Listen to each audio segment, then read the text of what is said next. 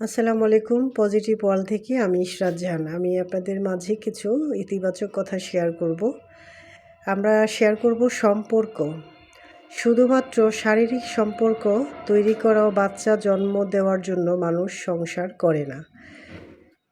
সংসার একটা অভ্যাস, যা একসাথে থাকতে থাকতে গড়ে ওঠে।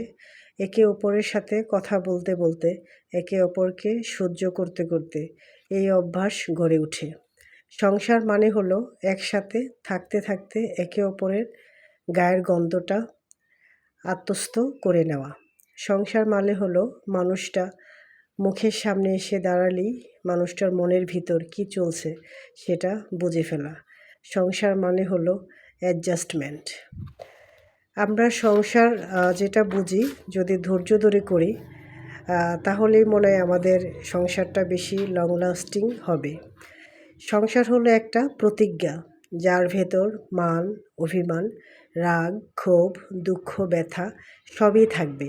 কিন্তু দিনের শেষে একে অপরের মুখের সামনে ভাতের থালা তুলে দেওয়ার প্রতিজ্ঞাটাই একে অপরকে করতে হবে। সংসার করা সহজ, কিন্তু একটা সংসারকে প্রতি মুহূর্তে যাপন করা সহজ নয়। সংসারে উঠানামা, ভাঙ্গা গড়া থাকবেই, কিন্তু হাঁপিয়ে গেলে চলবে না। একে অপরকে মানিয়ে নিতে হবে। সংসারে কেউ কারো থেকে ছোট বা বড় হয় না, দুজনই দুজনের পরিপূরক হয়।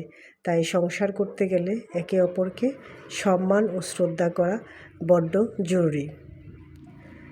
সুধী দর্শক, পজিটিভ ওয়ার্ল্ড থেকে আমার চ্যানেলটাকে প্লিজ সাবস্ক্রাইব করবেন যদি আমার ভিডিওটা আপনাদের ভালো লাগে, এবং আপনাদের যারা পরিচিত আছে সবার মাঝে আমার ভিডিওটা শেয়ার করে দিবেন, তাহলে আমার জন্য ভালো হবে। সবাই ভালো থাকবেন। আল্লাহ হাফেজ। আসসালামু আলাইকুম।